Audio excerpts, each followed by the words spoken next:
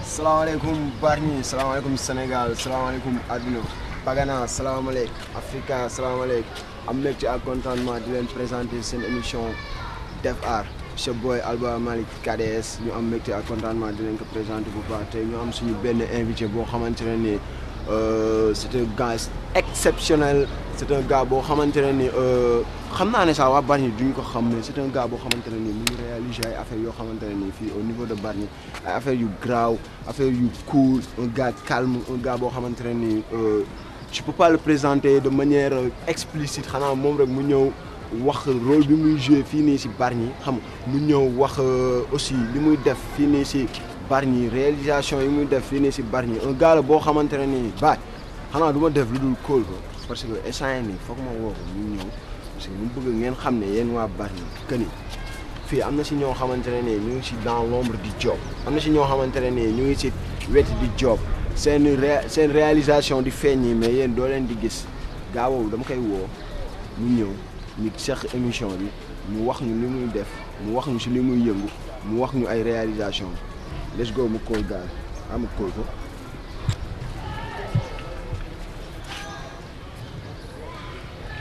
kóol ko yeah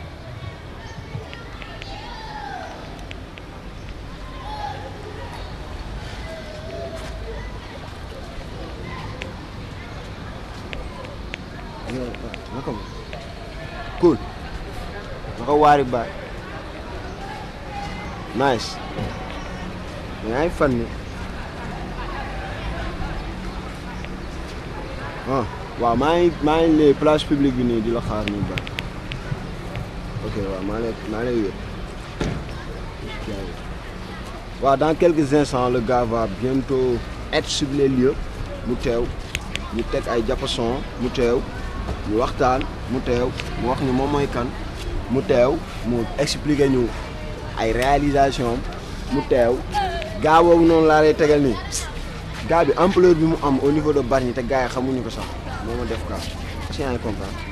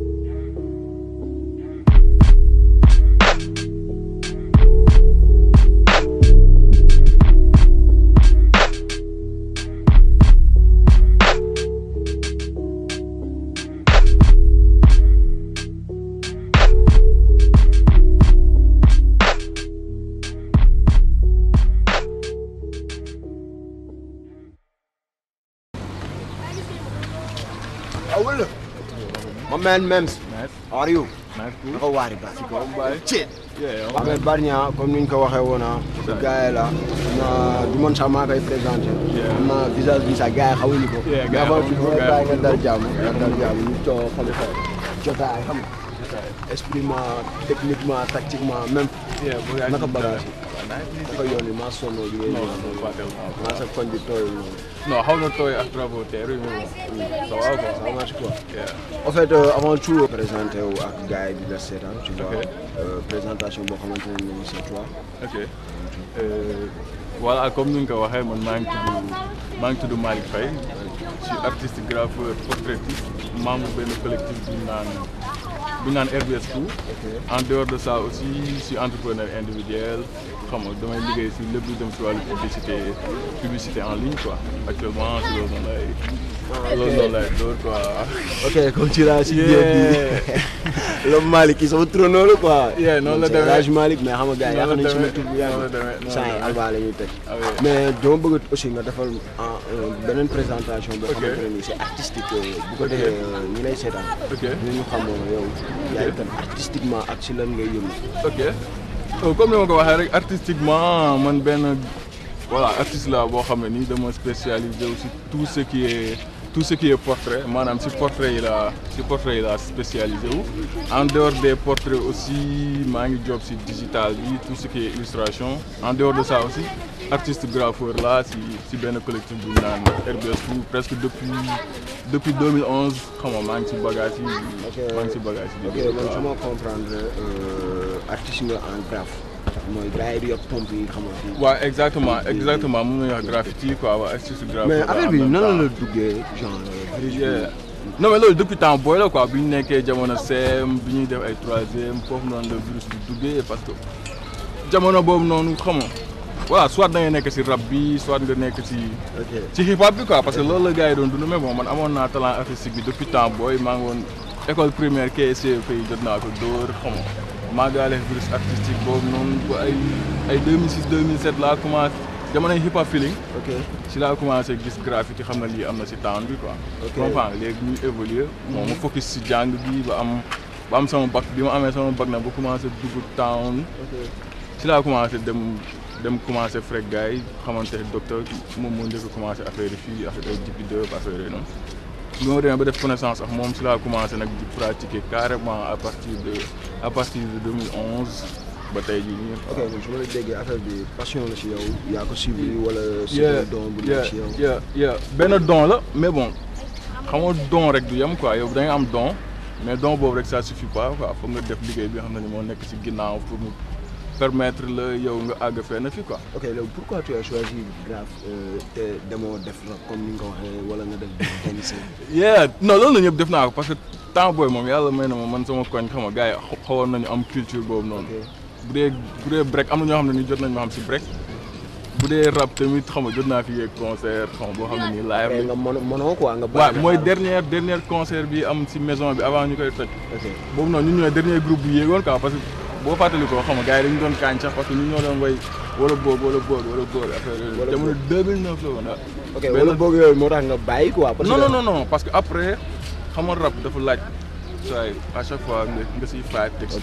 nangoo nekk si kanam quoi te man dama nekk nit boo xam ne ni je préfère xam def job bi dans l'ombre quoi. ok si je comprends rap dafa laaj nga faay ne si kanam cela veut dire que ne yow. rap amoo si woon talent. après non du loolu man rap amoon naa si talent bi. xam nga comprendre naa ni mu tëddee. comprendre naa woon bagage yëpp quoi. mais bon après yow rap sacrifice bi muy laaj dafa métti parce que yow. saa foog nga nekk fii du côté inspiration mais foog nga nangoo investir si sa bopp foog nga nangoo bàyyi loo xam ne nii lu bëri la quoi man bu ma demee nag ba après ma xam ne lii day compliqué teg si gars yi ma bokkaloon groupe tamit xam nga commencé woon nañ teggi seen tànk après def carrière solo day xaw a métti quoi te fii gars yi ni ñu gisee rap bi c'était pas tellement ça moo tax ma bàyyi rap après dugg ci graffiti carrément mais bon de toute façon c'est le hip hop quoi. waaw graffiti benn élément hip hop la donc. genre bi ngay dugg ci graffiti. comment la bus t'a piqué maanaam yow da nga toog rek nga ne nga commencé dessiner ay affaires nga gis ne ça sent bon lii wax am naa ci don wala da nga ne bàyyi ma dem suivre lii wala am naa benn copain boo xamante ne mi ngi def lii te bëgg naa mën lii te nan nga duggee quoi. non xam nga depuis temps booy yow am na loo xam ne yow mën nga nekk sa gàll gis benn booy boo xam ne kii lii la intéressé wu quoi. man xam nga depuis temps booy la woon fu ma lay expliquer ay trucs genre CM2 laa daan dessiner ay KC cela veut dire que ne yàgg na quoi loolu noonu loo xam ne nii si man la nekk bokkul ak rap parce que loolu dama doon suivre tendance ak mouvance quoi mais bu fekkee art bi loolu dafa nekkoon si man donc man au fur et à mesure may évoluer dem ba benn instant xam naa ne lii mënuma ko bàyyi. parce que ça a duré quand même de 2006 à 2011 xam nga mënuma sànni affaire bi continuer si jàng bi kese après si la voilà nekk sama gàlle di job di dóor ay bagages xam nga kooku wan des fois da nga dem seeti yenn grand yi nga wan leen ko di xaar ay critiques wala ay yenn affaires dañ ne naan non c'est bon c'est cool après nga xam ne yow voilà quoi li des mooy nga génne tas bagage yi gars yi reconnaître la quoi. ok gars yi reconnaître la si laay ñëwee yow yaa ngi def ay réalisations au niveau de Galsen. Galsen plus particulièrement fan Galsen. actuellement bu dee Dakar moom war nañu Dakar ak banlieue. Dakar jëlee ko Almadies ba ay Thiaroye si biir foofu noonu yëpp dóor nañ fa Tëngéej dóor nañ fa bu weesoo loolu tamit dóor nañ si région yi ay Saint-Louis Kaolack Kaffrine bientôt Louga si. après le bac yow décembre da nga def formation bi ou. non man moom dama nekk benn autodidacte. c'est-à-dire jànguma ko fenn quoi lépp lu may def actuellement si domaine boobu noonu du loo xam ne ni dama dem benn école jàng ko quoi loolu noonu yëpp pratique moo ma ko may quoi parce que benn instant boo gëmee benn affaire xam nga lu si ëpp yaa koy may sa bopp quoi te surtout genre métier yi nii amul tricher quoi dañuy fayet xam nga am lépp loo si bëgg am quoi. ok yow yaa ngi si groupe instant yii. maa ngi si groupe bi naan. nan nga def ba intégré boobu groupe ak groupe boobu ban groupe la. groupe bi mu ngi tudd benn collectif la quoi du groupe sax en tant que tel mais benn collectif d'artistes la on est plus de 15. insertion bi ni mu demee mooy presque gars yi 2011 bi mu commencé dugg si bagage yi ba ay 2004 ñun ñoo doon ànd di job fekk instant boobu groupe bi existé woon na.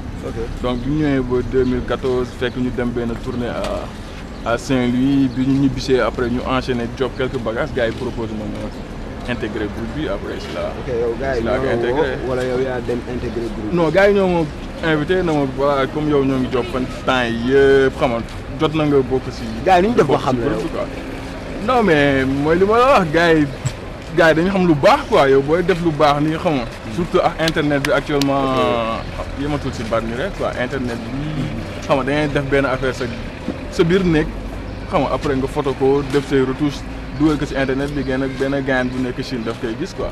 comprends connexion bi noonu la demee gars yi di gis sa job non tel jour am nañ mur fii yow nga dem foofu noonu après wane sa bopp gars yi xam ne kii moo ngi bagage bi quoi. après si nga intégré boobu. léegi yéen boobu collectif. daal seen. lan ngeen ko defagul maanaam yan genre graffiti ngeen def si yan mur ngeen ko def ak nan lay demee fii. ok bu fekkee si wàllu graffiti def nañ fi ay mur yu bëri quoi parce que am na ñaari événement yoo xam ne ni moo ñuy permettre ñu tourner benn bi mu ngi tudd Jam Session Graffiti. avec Jam Session Graffiti. comme tour bi dañuy lool chaque instant ñu choisir benn quartier comme ñu toog ñu noonu gaañ dimanche bii di ñëw wala weekend bii di ñëw dañuy dem grave Tëngéej. yooyu noonu ay jam session la quoi maintenant dañuy ñëw wàcc Tëngéej dóor fa ay grave xam nga sensibiliser population bi si quelques bagages yi. après ñu toog ba peut-être 15 jours wala un mois après ñu ne non gaañ tey dañuy dugg yëmbal bu ñu duggee yëmbal aussi ñu def la même chose maintenant loolu dañ koy def si biir année bi rien qu'à Dakar. moom mooy jam session graffiti maintenant.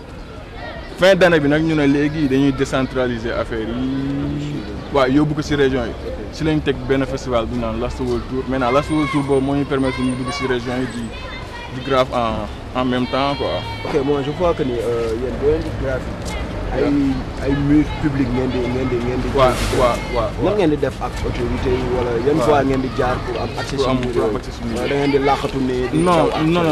non du tout parce que la plupart du temps soit mur public yooyu nga wax. d'habitude ay mur école la xam nga yooyu noonu dañuy dem gis directeur bi wala surveillant wala ñi yor gestion école bi carrément après ñu jël am foofu noonu autorisation ba pare soog a ñëw grave quoi parce que li ñuy def du vandalisme du dañuy ñëw xam nga fekk sa mur commencé au préalable dañuy dem gis la toog wax ak yow nit ak nit xam nga comprendre ne ñii xam nga si raaj bi lañ nekk après c'est ça. je vois que ni yenn saa da ngeen di grave si ay pont. c'est public. waaw bu fekkee point yi la ak échangeurs yi ñun dañuy ñëw rek dóor quoi parce que yooyu ay bagages yoo xam ne nii c'est public teg si ñun job bi ñuy def du job boo xam ne nii ci genre dañ koy romb nga ne gars yi yàq nañ affaire bi quoi parce que dañuy romb dañuy gis dañuy dóor sax benn nit ñëw na non yéen vraiment li ngeen di def nii xamoon nice cool xam teel ay boissons. mais yow noo gisee comme gars yi di abusé si mur yi tu vois. abusé comme jàpp muru jàmbur xam nga def si ay graffiti yoo xamante ne nii du lancer message du nga saytal ñu yan ban message nga ciy lancer ak ban. waaw mooy comme genre yi nekk suñu ginnaaw. ñu def boo xoolee booy doo pousse ma xool leen. booy kañ booy doo waate wala mu lay toog waaw mooy comme genre yi parce que lii du graffiti en tant que tel quoi parce que lii du benn. y a rien d'artistique sur yow actuellement li ngay gisee quoi boo xoolee la plupart du temps c'est des messages politiques ou bien yenn boy rapport ñoom ñoo yor seen pompe wër dëkk bi taxal fépp quoi lii tag lañ koy woowee si jargon bi moom lañ naan tag mooy yow da ngay ñëw bind li ngay bind après nga yokk. léegi yow pare nga pour ñu bokkul ba tey ak mur bi nii nga defal. waaw mur bi à la base bëggoon nañ ko dóor mais après si lañ choisir muru école mixte bi après ñu dem dóor ci muru école mixte bi quoi mais bii c'est que bii boo koy def ça doit être un projet boo xam ne nii du ñëw da ngay ñëw dóor nii quoi day doon projet boo xam ne nii ça émane de la mairie après là ñu mettre le budget qu'il faut ñu xool na lañ koy planifier parce que mur bi du mur bu ndaw du job boo xam ne nii job bu ndaw la quoi donc foog ñu travailler ci en collaboration avec la mairie s'ils sont intéressés après c'est bon ñu assurer loo wax gars yi nii ay kii nangam gars yi di track yi non parce que lii amul njëriñ quoi parce que bu fekkee professionnel nga xam nga da nga war a moytu lépp loo xam ne nii day saltel sa image quoi rappeurs yi loolu laa am lu ma leen di wax mooy image c'est très important si artiste quoi parce que man su ma rombee quoi nga xam ne non. day métti quoi en tant que. non en tant que nekk ci milieu bi après day métti parce que comme yow par exemple mën nga ñëw jàpp ne suñu genre gi ñoom ñooy def lii fekk ne du ñun na. à part graffiti c'est quoi. à part graffiti maa ngi ci lan à part graffiti artiste digital artiste la en même temps c'est-à-dire que xam nga li ñuy def ci graffiti bi dañ koy def à partir d'un ordinateur. xam nga dañuy def ay illustrations. ok. portraitiste là aussi en même temps c'est-à-dire reproduction portrait nit ki en dehors de ça aussi maa ngi ci beneen business boo xam ne nii dama ciy travailler en collaboration avec les entrepreneurs du Sénégal xam nga les artistes du Sénégal parce que am na ñun ñu bëri surtout du côté de Dakar man maa gérer tout ce qui est publicité au niveau d'internet man maa ngi gérer seen promotion et tout quoi. même est-ce que waa Bargny xam nañ la yow. yow xam ngeen ko. non gars yi xamuñu woon ñii ma ngi jëmm yi sax xamuñu ma sàggantuma la booy yi nii non loolu noonu mooy problème parce que man laaxatu wala waaw loolu laa doon expliqué kii ma nekk woo nañ ma interview ba tàyyi ma bañ quoi même Dakar et tout damay parce que man job bi laa privilégié mais boo dooree mur waaw mais bàyyi naa signé ça fait presque ay 2 ans yi signé non du loolu mais ça gagne dama benn instant yow dootoo seet reconnaissance quoi peut-être yow booy soog a door yow foofu dañoo bëgg nit ñi xam la affaire parce que voilà ànd ak xam mais après boo demee benn 2 ans 3 ans da ngay am maturité xam nga. ok comme waa Bargny li mooy même quoi. particulièrement Malick. même à part mur bi xam naa ne après dinañ ci doon. parce que dinañu jouer trop. ak may wax bonne réalisation nga def fii nii ci Bargny. Bargny projet bi ñu door am na boo xam ne nii sama gaale la woon du sama gaale sama koñ quoi. Graffiti santé la. boobu noonu dañu fa andi woon gars yi ñu def graffiti si koñ bi ba pare xam amoon ay consultation graffiti et tout mais bon actuellement mur boobu dafa dégradé. sa koñ fan. Cité Sëñ Babacar. ok soo dugg. yes ay maintenant à part boobu am na boo xam ne nii door nañ ko fii si école mixte boobu noonu récemment lañ ko door. école mixte bi. waaw ak sama gars yi waa RDS. est-ce que aussi centre de branchement bi ñu dem jusque. non amul problème. booy côté. waaw mais sama gars ñu dem nañ. waaw mais Aslan.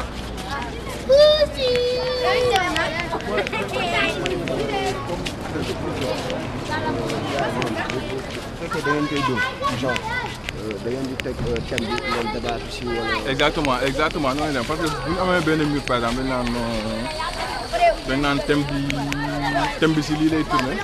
maintenant bu ñu nee thème bi si lii lay tourné artiste bu nekk yow après boo demee sa gàll da ngay préparé benn esquisse boo xam ne c'est par rapport au thème. maintenant bu ñëwee ba mur ba après ku nekk dañuy départager mur bi ku nekk dem ci sa partie après nga def job bi nga ko war a job. après ok si je comprends bien dañuy def étude mur bi bu pare. waaw dañuy loolu xam ne mur bi la ñu war a dem job. maintenant après ñu ne thème bi lii la bu ñu waxee loolu noonu après ku nekk dem gàlleem préparé li nga xam ne moom lay def jour ji après bu ñu ñëwee ku nekk dañu naan fii rek ngay taxaw si ñun après gars yi ñu mais dina am benn coordonnateur boo xamante ne. waaw am na benn gars boo xam ne ni moom mooy coordonner tout ce qui est matériel et tout quoi. mais yéen job bi nii du tax comme concentration bi boo leen di job. nan la concentration bi demee. waaw dina tar si koo xam ne ni day soo commencé quoi mais yow bu fekkee da nga yàgg nekk si job bi. ok après du doon problème parce que day mel ni yow yaa ngi jàkkaarloo sa benn papier bi dóor quoi.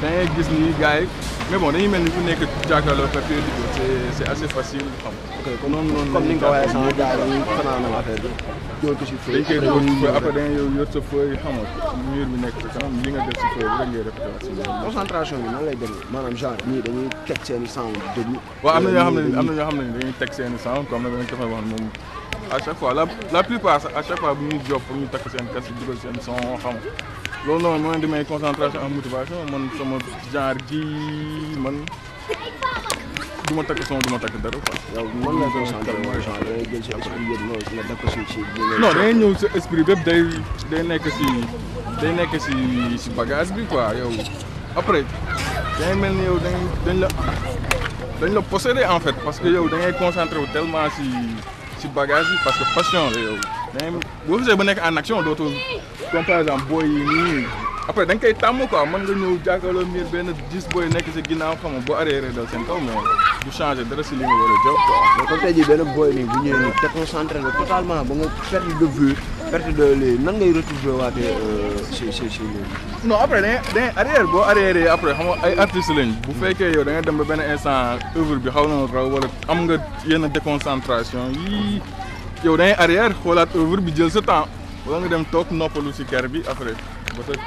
mosoo job ne benn boy déconcentré nga dóor ko wala nga. non man moom sa gars yi kenn ma si def loolu baax. non gars yi moom duñ def loolu quoi parce que mooy li ma wax gars yi professionnel lañ yàgg nañ yëngu ko ci affaire bi xam nga sit nañ ni muy demee donc booy yi nii duñ la mën a déconcentré quoi peut-être nag des fois dinañ la pousser à bout mais am na koo xam ne ni derrière du graphe moom mën na ñëw ne booy yi xam nga. gisoo ne le travail man comme bu tey bu ma nekkoon graphique pour plus de concentration. gisoo ne le travail ñu def ko guddi gi. non guddi gi parce que xam nga fi éclairage day poser problème avant dara di xew quoi yow actuellement ni mu leeree nii bu dee nawet bi yow doo am chance boobu noonu parce que fekkee guddi bi la yow di nga am problème lumière. te première lumière boobu day impacter sur sa job parce que dootul am précision quoi yow fi ngay dóor da ngay laaj. dafa laaj mu leer ndañ pour nga mën a.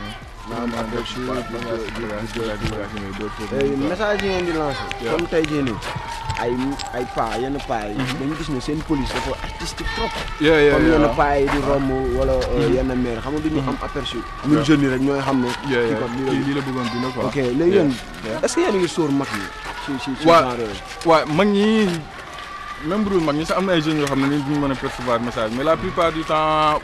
foo gis texte am na benn illustration bu ndaw bu nekk si côté am te en plus gars yi à chaque fois bu ñu joobee ba pare bu ñu bindee benn lettrage même bu fekkee ne dafa jaxasoo duggante à chaque fois si kaw dinañ def benn tag boo xam ne li nga bind sous forme artistique noonu. ok moom ngay bind signification bi directement comme par exemple yow mën nga bind P maintenant P bi nga bind da nga ko jaxase de telle sorte que benn nit mën na ñëw du xam ne yow P nga bind. maintenant yow à kaw si kaw à droite wala si. nga yokk ko nga bind P boo xam ne c'est clair et net gars yi xam ne voilà kii li mu bëgg a bind fii xam nga moom la expliqué si kaw. mais par lettre ngeen koy def wala da ngeen di bindaat écriture comme tey boo leen bëggee bind santé. ngeen def ko en graffiti. police yi duggante. accroché teew. waaw mais après da ngeen di bindaat santé si suuf pour wane ne. dañuy bindaat santé si suuf clairement pour wane ne xam nga santé moom lañ bind fii. ok yan jafe-jafe ngeen di am ci job bi sànq maa la koy laaj fële genre am na si ay murs yoo xamante ne nii. du demander genre autorisation. c'est un peu public. yenn saa yi ngeen dóor saa ba pare. nit ñëw di si saw affaire yooyu noonu. waaw ça vous fait mal ou bien lan lay dem. non parce que après nit ki la quoi yow loolu noonu mënoo si am xam nga kii ñëw taxaw si mur di si saw. kooku noonu mentalité moo toll foofu quoi loolu noonu du même fu moo koy réglé wala yow yaa koy réglé quoi loolu si nit ki la ñun li ñu am mooy ñu ñëw fekk mur boo xam ne nii yàqu na ñu andi suñu moyen andi suñu talent xam nga defaraat mur bi dóor fa li ñu fay dóor ba lépp cil maintenant après bu fekkee am na benn gaañan boo xam ne nii xolam may na ko mu jàkkaarloo mur bi xam nga génne ay bagages am saw foofu noonu après moom la concerné quoi. ok léegi moyens yi. sànq léegi wax nga ma si affaire de moyens. waaw. financièrement. waaw nañ leen di amee ay moyens ak pompe yi cher na genre. waaw pompe yi métti na moto bi métti na mais bon comme xam nga boo bëggee dara moom da ngay def dara quoi. teg si ñun ku nekk xam nga li nga nekk yaa ngi si am loo xam ne nii xam nga graphe bi moo ngi la koy may maintenant bu la ko may après da nga ko koy delloowaat rek noonu lay demee bu ñu amee benn mur après gars yi xool caisse bi mobiliser fonds yi nga xam ne ni moo nécessaire pour ñu def mur bi après ñu mobiliser fonds yi jënd suñu matos ñëw. mais fonds yi fa la jógee da ngeen am ay sponsors wala ay partenaires. non ñun moom autofinancement la ñuy fonctionner autofinancement c'est-à-dire bu ñu amee benn job parce que gars yi dañuy am comme man damay am ay job yoo xam ne nii man maa ngi dóor fi am keneen ci job fee. léegi yow da ngay régler sa matos maintenant bu job amee yow nga andi sa matos keneen andi matos après. waaw yegsi nañu sa lieu bi nu mu tudd lieu bi nga xamante ne nii yéen a ko graffiti nii ñu ci nice nii léegi xam du ñu def lu dul genre commencé xam nga ci bi li nga graffiti fii cat ba cat nga expliqué ñu. cat ba cat dina xaw a.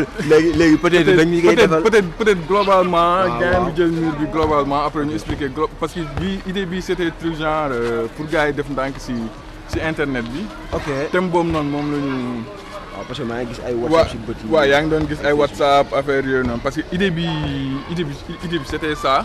ñëw wax nit ñi ñu def ndànk si. comme ni ma la doon expliqué. dafa am benn thème boo xam ne ni moom mooy nekk thème global bi. maintenant si thème global bi moom la artiste bu nekk di développé. bi thème bi moo ngi nekkoon les méfaits de l'internet gars yi usage bi ñuy am si internet bi avec les réseaux sociaux et tout. maintenant artiste bu nekk si loolu noonu nga ñëw exposé boo xoolee œuvre yi après di nga gis ne chaque artiste en fonction moom idée am si problème bi ñu posé. si le réaliser œuvre quoi si le réaliser œuvre maintenant par exemple gain bi moo ngi ne programme de contrôle mondial boo xoolee dafay tënk actuellement internet ñi téye internet bi. parce que après yow boo duggee si internet say données nga fay bàyyi yow say données yooyu noonu bu ñu koy jaay après doo sip lu mu demee quoi loolu noonu yëpp population bi dañ ci war a conscient parce que yow boo duggee si Facebook bi wala Twitter wala Instagram yow dañuy def sa tur carrément sa date de naissance carrément maintenant après données yooyu noonu c'est important parce que gars yi dañ koy jaayaat. yeneen non mais actuellement Facebook amoon na problème boobu noonu ak benn procès boo xoolee dernièrement dañ modifier seen règle de confidentialité sax parce que données nit ñi après usage bi ñu ci doon def dañ ko waroon teg sur la table ñëpp xool ni mu demee quoi beneen bi mooy xam nga ñii di ñëw di exposer seen bopp ci internet bi. xam nga ci WhatsApp bi di envoyer ay photos yoo xam ne ni ay photos yu jaaru yow rek yaa ko waroon a am sa kóol xam nga. après day rëcc quoi ça va te rattraper yow mën nga dem ba am benn. ñeneen ñi pour ñoom 40 ans saa yi ñu génn benn. ñeneen ñi pour ñoom buñ ko supprimer sax. non loolu boo yaakaaree ne boo supprimer sa. lii la koy firndeel mooy actuellement Facebook supprimer sa compte boo supprimer sa compte 5 ans boo ñëwee boo tapé sa nom d'utilisateur ak sa mot de passe da koy tijjiwaat. base de données day non c'est des bases de données yoo xam ne nii saa yi est-ce que ëppul bari gars yi ay data center lañ yor loolu noonu yëpp gars yi duñ ci conscient quoi. ñëw étaler ko fii. waaw ñëw tas ko fii de manière simple et explicite pour permettre ku nekk conscient si problème boobu noonu après yow nga xam nan nga utiliser internet bi dans l'avenir. parce que maa ngi gis sax benn waay nii kii xam nga Alba la. bët benn bi WhatsApp la si def. beneen bi Facebook. léegi image bi lan lay wax quoi. comparaison bi actuellement gars yi dañuy ñëw gars yi ils n'ont Dieu que pour ça quoi parce que da ngay gis koo xam ne ni day xëy suba ba ngoon saa yi WhatsApp ba Facebook xam nga yow après da ngay yaakaar ne sax saa yaa ngi toj monde bi fekk ne tojoo fenn quoi yow il suffit sa connexion jeex nga xam ne saa yi bougé woo mètre fi nga toog foofu nga toog quoi. ok comprendre moo tax loolu noonu nit ñi dañ ci war a comprendre xam ne Facebook ak WhatsApp am na benn usage boo xam ne nii boo ko utiliser di nga ci am di nga gis njariñam quoi mais am na noo xam ne tamit boo ko utiliser mën nga ci loolu carrément. yow nan nga gisee opportunité comme am na ay effet négatif. yow opportunité Facebook ak WhatsApp lan la yow nan nga ko gisee de manière. waaye opportunité Facebook ak WhatsApp mooy actuellement c'est dafa xaw a large ak digitalisation bi xam nga TIC yi e-commerce bi ñëw comme man par exemple man actuellement si Facebook rek laay jooba sama job bépp ça passe là-bas quoi maintenant am na ñoo xam ne ni comprendre ne ay nit ñoo ngi tedd si Facebook bi parce que yow saa da ngay ñëw dugal photo xam nga si boo ni mu demee am na ay gars yoo xam ne nii seen produit yi si Facebook lañ koy jaayee xam nga si WhatsApp bi la ñuy amee contact ak seen client xam nga c'est ça am na ay business yoo xam ne dafa taxaw actuellement xam nga ay jeunes am na ñu bëri ñoo xam ne si côté boobu noonu la ay joobee ak ñoom ñoo ngi teg seen business ñoo ngi développer seen business rien qu'en utilisant les réseaux sociaux. Maintenant léegi nag loolu ku ko comprendre après soit da ngay nekk acteur wala sooy. nekk si biir non moom laa wax sama gars yi ma nekk fii soit da ngay bokk si ñii di jaay wala nga bokk si wala yow la ñuy jaay. ay defoon nii si dimanche bi defoon relax si. waaw non mais ça fekk ne gars yi ñoo ngi ñëw di coob seen manin si biir. si biir waaw am na ñu siy job genre am na ñoo xamante ne nii dañ ci. léegi yéen ngeen jël affaire bi ngeen installé ko fii. waaw si terrain basket bi. waaw cible bi da ngeen jël ne gars yi di basket parce que dama gis ne fii c'est un peu enclavé wu. par rapport ak thème bi ñëpp la concerné. ñëpp la concerné mais tey jii su ma gisee ngeen def ko fii nii day mel ni gars yi di basket rek ngeen di jàllale. non boo xoolee mur école la quoi te dañu ciblé woon booy yu ndaw a ndaw yi parce que léegi dina gis ay parents yoo xam ne nii seen doom yu ndaw la ñuy jox. mais li élémentaire la est-ce que booy yi am na ñu abusé ci internet. non mais fii am na yenn booy yoo parce que xamal la yow nit ki doo xaar ba mu nekk si comme par exemple yow. bu ma lay teree taal bi du ma bàyyi ba nga dugg si taal bi mën a laan jaayeen xam nga. fii ngay jaar quoi avant nga yegg si taal bi laa la war a saa yi préparer sa mind si lépp quoi. ci problème boobu nañ am parce que éducation bi c'est dès le. base la quoi. base la quoi Sénégal actuellement suñu problème d'éducation la du leneen problème yi ñu am yëpp soubassement bi éducation la te loolu noonu si booy yi lay commencé. booy lay commencé parce que booy léegi ñoom ñëpp xam nañ luy tablette booy bi nekk sama gaale boo ko joxee tablette moom.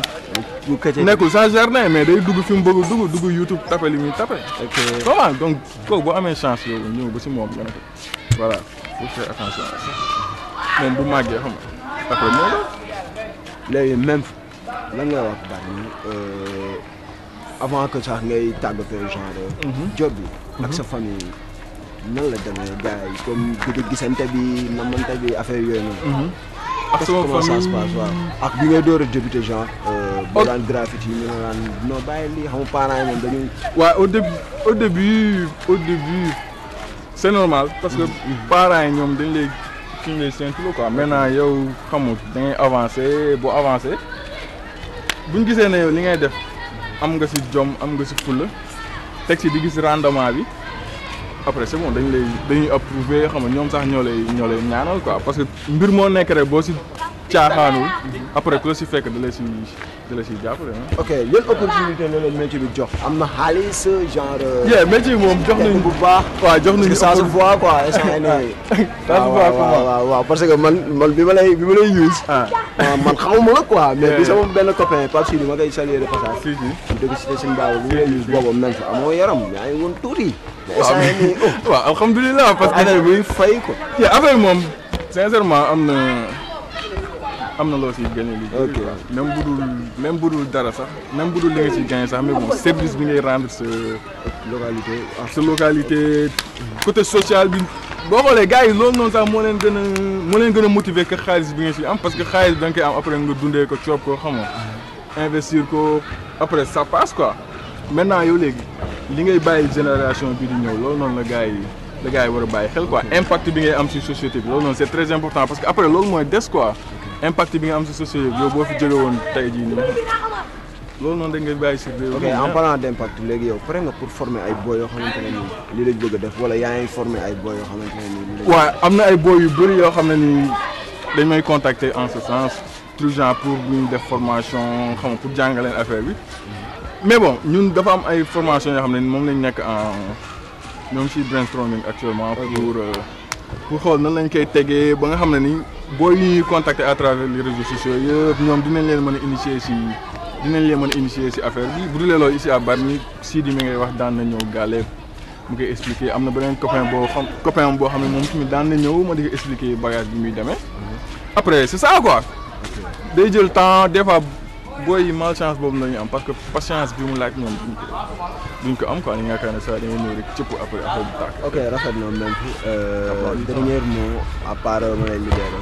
une naissance comme bi ngay ñëw. waaw gis nga ne dëkk bi yaa pas mal d'ordures machin. waaw métti na trop. waaw ban message ngay lancé foofu Bargny xam nga si salubrité bi xam nga salte bi affaire yooyu noonu comme tu es artistiquement yéen loolu du leen arrangé. non ngeen di dem ngeen dégager ngeen job léegi ban message ngay lancé gars yi di salte. loolu moom xam nga dafay xaw a complexe quoi parce que boo nee salte bi xam nga mooy par exemple comme booy dugg entre xool supérette bi actuellement ni mu mel foofu noonu képp bépp Bargnois boo fay romb da nga war a am lu la métti quoi parce que foofu gars yi dañ ko tuur ba nga xam ne nii yow da nga naan non mais lii nu mu mën demee.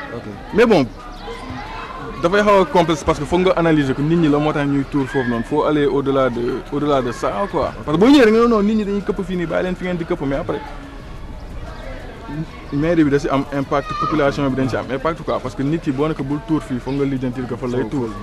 comprends noonu la quoi ku nekk xam ne moom il est impliqué maintenant ku nekk def li la war après c'est bon quoi parce que après lépp luy lore ñun lay loraat quoi donc il est très important ñu conscience si loolu noonu xam ne temps bi suñu temps la ñu ñoo ko moom xam nga bu demee ñun la demal xam nga bu demul tamit yow bu fekkee am nga possibilité génne temps bi say mbokk fii la ñuy def mais bu ñëpp di am ay problème say mbokk dañuy am ay problème même yow boo amul problème saa yi mën nañ dem toog temps xamoon casé wu sans problème doo lijjanti fii nii mais xam nga lépp yi ñoo mel noonu ñun dañu am fierté pour nekk fii nii donc fierté boobu noonu dafa war a feeñ ci suñu ay jëf ku nekk impliqué wu xam ne combat bi combat ñëpp la quoi gis nga Bargny bu meree ni xam yenn temps yi suñu Bargny la même. yeah même fu. tout dit nice. boobu léegi maa ngi bëgg di la libéré du question dafa doy si yow mais suñu continuer fii la ñuy yéen. waaw fii man nañ fi yenn ok léegi municipalité bi. tu fais de la graffiti tu vois. municipalité bi dafa defoon ay concours logo. waaw tu vois. yow participer nga woon. waaw participer ok léegi ñu gis ne sa benn collègue sa beneen léegi ku ñu naan Samb. waaw Samb Ndour moom moo décroché loolu noonu. waaw nan nga gisee logo Samb bi ak comment ça a été.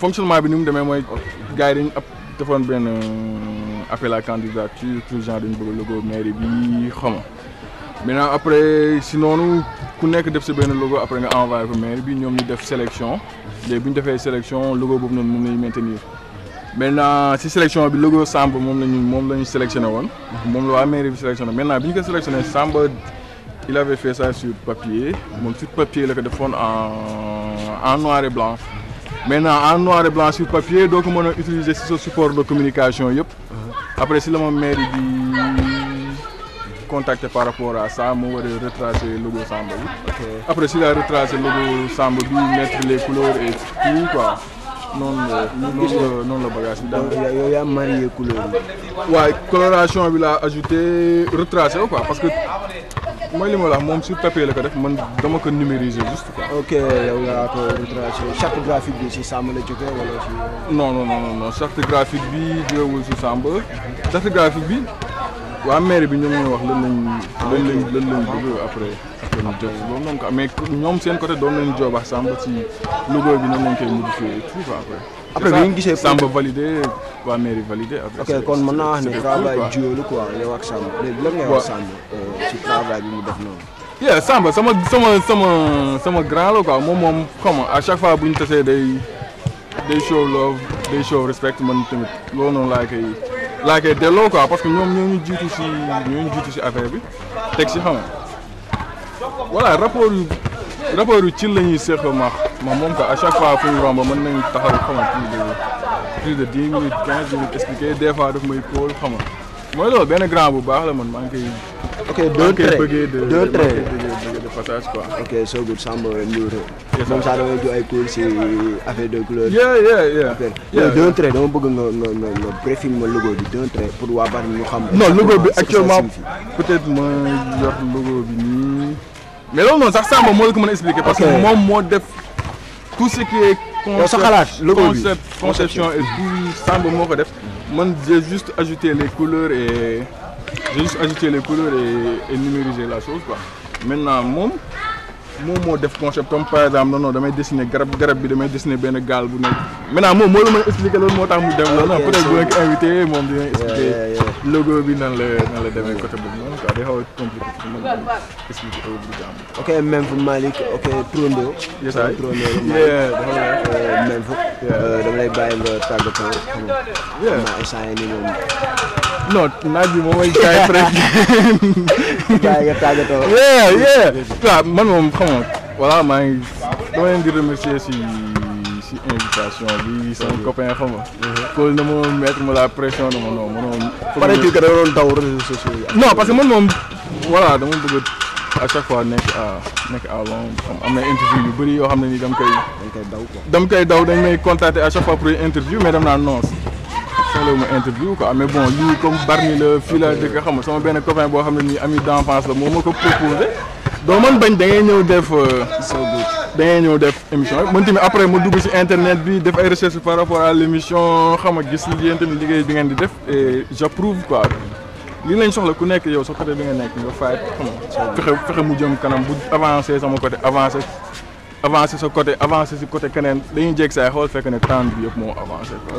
loolu noonu lañ soxla xam nga na ku nekk gëm boppam fayet xam ne lépp loo bëgg si live yaa ko mën a jox sa bopp amul kenn koo xam ne nii xam nga fi nga bëgg a yegg moom moo la fay yóbbu fépp foo bëgg a yegg gaan man loolu laay wax parce que am na ay rapports yoo xam ne nii jot naa collaborer ak ñoom ici à Bargny xam nga loolu laay expliqué toujours yow fi nga bëgg a yegg yaa ko mën a yóbbu sa bopp quoi amul nit koo xam ne ni moo lay téye sa loxo xam nga loolu bu weesoo sa papa sa yaay live bi kenn du la ko defal donc xam nga message boobu laay lancé boy yi ne fii nii jeunes yi nañ gëm seen bopp buñ gëmee seen bopp ba pare ñu définir ay objectifs yu clair seen live lañ leen bëgg buñ ko amee après ñu faat xam nga jot loolu noonu quoi parce que affaire yi amul tricher amul ay naxante da ngay job ñu gis job bi joboo xam nga amul ay chance amul dara job moo fi am man loolu lay tënk xam nga di leen jaajëfal yow tamit xam nga maa ngi gis job bi gis naa interview yu passé push up rek quoi xam nga waaw affaire bi day tàkk incha allah Bargny noonu la demee c'était même moo nekk nii moo dóor bi nga xamante ne nii moo siy ginnaaw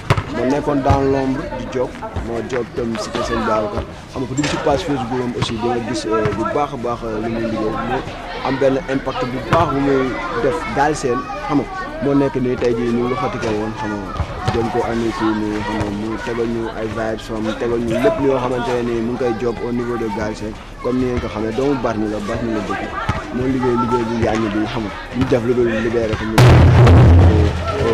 genre yaa mu bëgg a xaañ ñu libéré ko mu def genre après ñu amaat suñu beneen invité am nañu sa beneen gain boo xamante ne ni yéen xaw a méngoo loo leen di def moom laay waaj a accueillir fii xam naa moom sax après dina coxu tu vois xam naa moom laay kóol xam nga mu ñëw ñu expliquer dina jaajëfal aussi xam nga si modestie bi xam nga bàyyi sa yite yëpp xam nga teew si émission bi xam nga ñu yaatal dafa yoon la sax pour Bargny xam kan mooy job ni xam nga yàgg na fi ne ñu naan mais kan la genre waajaa ngi xam nga na nite baa ngi tak baa ngi waaw c'est ça même di la remercier encore une fois jaajëf di la wax big up jaaraama bon vent jaajëf noonu lay demee noonu la demee sans plus tarder dañuy amaat suñu beneen invité mais avant tout so yow am nga WhatsApp am nga lii ah comme yow xam nga lii waaw lii la Facebook am nga compte Facebook waaw am nga lële xam nga lële WhatsApp am nga WhatsApp jox ma sa numéro WhatsApp waaw mais comme ah ma jël sa numéro WhatsApp waaw gis nga de après dañuy oo suñu beneen gain suñu beneen nandite suñu beneen crack bu ñëw tëjal ñu yàq bi aussi def aar du musique kese def aar du fecc kese def aar lépp la man fépp lay dugg ñëpp lay loxati am leen fii mais dama ñëpp xaar dans quelques instants après ñu seetaan benn clip nii xam nga après dañuy woo suñu beneen invité mu ñëw teew ñu àggali émission bi ñu àggali mission bi jaajëf.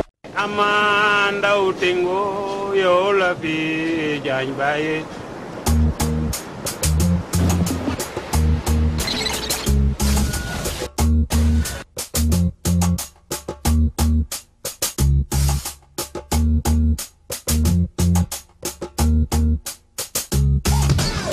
dafa mel ni tey ci ma am bëy li may wax du ay léeboon démb la koon junniy doxandeem di boroomi ndësën jéggi woon di sën daan wax ni ñoo fa gën ngir bëggoon gërëm ak i dërëm maamaati maama jógoon ca ëttëm génn këram daal di yërëm sànni kàddoom ne zaam maanaam dafi am ba abadan te bés ni ki tey lépp li doon lëndëm lu mel ni ay xëlëm danañ dàkk mbaama sëlëm ñu gëlëm tamali na maa fent yet ba yàgg bu ne yanj du fee ko tey askan wu ne gàññ te lii di Sénégal dafa mas a doon ëttu beñu kaay te daa nga sunu gaal dafa yàgg dëpp ak noflaay li moo di wéeru kaay mbir mi du mas a daay kon boobu duggal waay Bilay walay yaay li de sunu gaal aussi le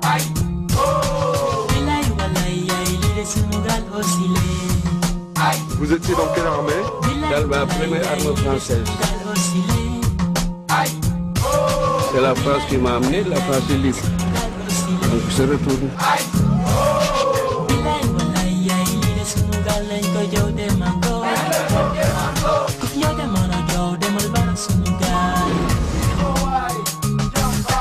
Amsterdam, saisis le message des Kangam.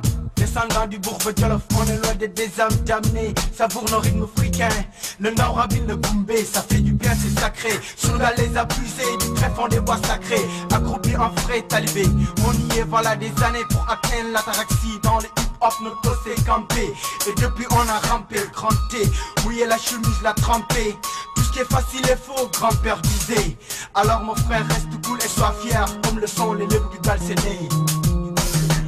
Galga gigadi Galga gigadi Alak suba deri nante bani ke Galga gigadi Galga gigadi Alak suba deri Bilai walaya sunu gal hosile Ay oh Bilai walaya sunu gal hosile Ay, oh, bilay walay ay lide sunugal osile. Ay, oh, my boy, sunugal sunugal osile. Jogal sagal bulgal, hotel hotel ay lide sunugal nento jote la kubira kojo. Tamle do konyo de mono jo de la baskan sunugal. Xebetal mana butal, sunugal ci da foi dik. Ya gëna ñoo fi ci mbuma jamba fray tay feti. Sol bala diri. Yes, some guy. Ngom Mandela. Ba yu leen di siyaar. Naka mu tay bi baay. Lépp ci la. Yeah, naka mu. Naka business yi. Ouais, ça va, nice. C'est cool, hein. Comme Noël. Baay ka amante baay. Yeah, cool.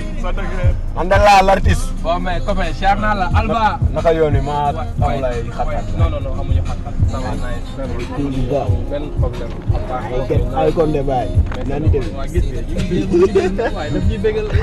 Ay kon de baay. Dañ koy déglu bu ñuy bégal quoi. Waaw moom benn affaire la quoi.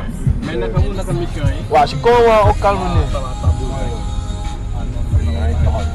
Naka business bi naka waare. Ça va. Ci kawam faay. Door muy cool. Waaye. Bokku la. Def ak mo cherché woon quoi. Ah mais loolu nice na. Tey moom dama fekk. Moom dama kontaan. Ci lépp soxla ma laaj. Mooy yoon. Dama fekk dama kontaan. Daa kontaan. Def aar dama koy suivre rek. Dama koy suivre lu bari.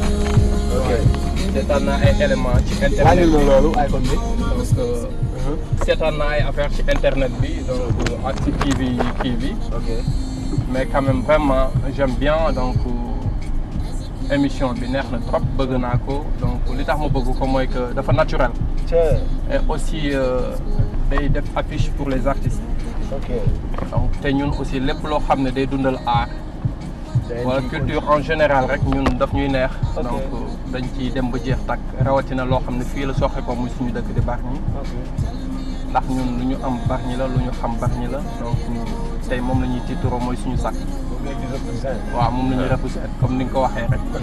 léegi nag moo tax daal bu ma gisee daal vraiment invitation bi ngeen wax ma ko. dama ci kontaan. waaw fekk na nag demaguñu fenn dañuy doog a tàmbali. waaye yaakaar naa ne dina bokk ci émission yi nga xam ne vraiment donc dina ma marqué suma carrière quoi. dina ma marqué lool sax. waaw tu préfères ñu wàcce bu bëggee itam ñu dóor ko fi mais tu préfères ñu wàcce wala. waaw mais yéenay xool rek. bu bëggee ñu wàcce aussi ah. si yéenay xool rek mën nañu wàcce ah. amul benn problème. ñu dem si lieu symbolique bi ñu dem si lieu boo xamante ne nii. en fait comme ni ngeen symbole la si Bargny. amul benn problème amul benn problème xool leen rek amul benn problème amul benn problème. Man, nice. Naka mu? Naka yi tey? Nice. Bali tranquille. Cool. Ñu dugg si biir. Bamba nga dugg kon yaa fi gën a miin. Non, yaa may dalal. Amul problème, bye. Pour moi yaa fi gën a miin quoi. Nice na. Oh, château bi man je préfère fii. Fii ah. Comme ni nga ko bëggee rek. j'aime bien parce que li sax dama fàttali ay souvenirs yu bari li dama fàttali ay souvenirs yu bari vraiment may rappeler suma enfance may rappeler lu bari. ok yow kon nii fekk na la fi château bi. bien sûr man fii la ma jàngee fii la ma foowee lépp fii la ma ko defee. école ba mag ba kon ñëpp école ba mag bi kon ñëpp quoi. tey moom une chose 100% lébu lay doon. parce que yaa ma ngay incarné quoi. naa ko bëggee rek. kon pare na ma. naa ko bëggee man amul benn problème. genre je vais te laisser faire une présentation en tant que Mandela avant que ngay présenté wu artistiquement. wala gàncax man ni ma koy ni may présenté wu mooy que je m'appelle Mandela. je suis artiste. di yëngatu aussi ci développement donc local. pour résumer la rek. di doomu dëkk bi di doomu Bargny. c'est waaw nekk pur produit bu dëkk bi. Mandela ban genre art ngay def. art bi may def donc mooy art bi nga xam ne vraiment daf may voyager sama xel. daf may defar man positivement daf may defar parce que damay am donc conscience bu tranquille daf may bëgguma tënk sama bopp ci fenn man j'aime donc la liberté. art bi may def c'est les arts plastiques. waaw daf may dundal ni ma ko mën a waxee donc art plastique nag mënu ma ko tënk fenn. man je comprends art plastique bi ngay wax mais xam nga ñu ngi seetaan dañu xam dañu naan art plastique bi lan lay wax art plastique. li ma ci mën a wax donc mooy que art. ba tey boo nee hip hop am na yoo xamante ne dañ naan rap la. am na ñu naan graffiti. am na ñu naan genre machin. xam nga hip hop dafa tënk ñaar yooyu. boo nee man rappeur laa day mel ni loolu rap nga def mais boo nee art rek. man saa yu réeróo ñun ñëpp. art dafa yaatu. voilà c'est ça. xam nga bu ma nee art rek. c'est parce que donc art dafa yaatu. art mooy lépp loo xam ne lu taaroo la. c'est bien. art mooy lépp loo xam ne dafay boole ay xalaat. art mooy lépp loo xam ne dafay defar société. donc en général moo tax bëgguma jël sama bopp tëj sama bopp ci fenn man dama bëgg lépp luy defar dama bëgg lépp luy taaral dama bëgg lépp luy indi jàmm loolu moo tax donc man noonu lay défendre sama philosophie donc artistique. ok je peux dire que tu es polyvalent. waaw dama am benn polyvalence artistique. daan nga rap wala donc damay foowe naa rap slam def naa ko slam ba léegi bàyyiwuma ko parce que daf may dundal di bind ay textes aussi daf may dundal donc lépp dama koy traduire en image au finish loolu moo nekk les œuvres d'art parce que pour que ma mën a def des chefs-d'œuvre il faut que man aussi may dundal suma xel l'œuvre c'est pas li may jël di ko defar ci tableau mais l'œuvre c'est moi-même donc am na foo xam ne doo ko gis sama tableau mais je préfère ma nekk fa di nga gis œuvre bi comprendre nga moo tax man noonu lay définir art bëgguma jël sama bopp donc ma tëj sama bopp fenn wala ma jël li may def ma sectoriser ko parce que l'art c'est un moyen de communication transversal et qui concerne tous les peuples du monde donc li ñuy def dafa universel de ce fait moo tax mënuñu tënk suñu bopp fenn dañuy fexe bàyyi suñu xel mu voyager fu mu ñu yóbbu rek aussi ñun ñu topp ko d'une manière nag positive. ok yow art bi nan la piqué virus bi nan la duggee genre. man ni mu ma duggee mën naa wax ne bi ma nekkee xale sama papa moom mooy seetaan ak sama yaay dañu ma daan seetaan ci environnement boo xam ne vraiment bon art rek laa doon dund quand j'étais petit ba ni ma toll man art laa fooy suma enfance ba ni ma màggee nii daan naa jël ay téel d'art di dessiner di fooyee guitare musique yooyu noonu xam nga mais bi ma demee ba benn moment ci suma jeunesse moo commencé nekk ci football xam nga comme jeunes yëpp. topp nawetaan yi ak yooyu. ba à un moment donné xam nga loo xam ne don la donc yàlla moo ñu ko jox donc nga bëgg ko nga bañ ko di nga dem ba toll foo xam ne di nga ko génn ci sa bopp. bi ma demee ba ay année 2003 nag foofu laa commencé fësal vraiment art ci sama bopp ma gën ko dundal mu jaral ma def sacrifice yu bare jaar yu bare boo xam ne aussi donc. duñu tàyyi di ko dund muy lu metti toujours parce que du metti d'une manière boo xam ne sax donc day tiital nit ñi mais d'une manière boo xam ne lépp ci patience lañ ko teg donc loolu moo tax ma fo ci xàmmee ci ràññee ci aussi chance bii ma ci gën a am aussi mooy que dama côtoyé ñoo xam ne vraiment ay artistes yu mag lañu tey am na si ñoo xam ne sax ne nekkatuñu fi ma profité ci occasion bi pour jàllale seen famille ak seen i mbokk yëpp muy ci mel ne ay tonton André Ndiaye donc ay Mbaye Diop donc des artistes yoo xam ne vraiment respecté ci métier bi ñu nekkoon parce que ñoom aussi ñu xelal ma orienté ma ci lu bari ba tax ne tey ñu continuer di dundal art bi di continuer di dundal lépp loo xam ne mooy culture. ok dégg naa la sànq nga ne affaire bi don la comme loo xamante ne da nga ko judduwaale genre. mais bi nga demee ba bëgg affaire bi def nga formation wala dem nga def ay études yoo xamante ne nii pour mieux améliorer sa expérience ci art boobu wala pour mieux nu mu tudd am ci gën ci am ouverture quoi.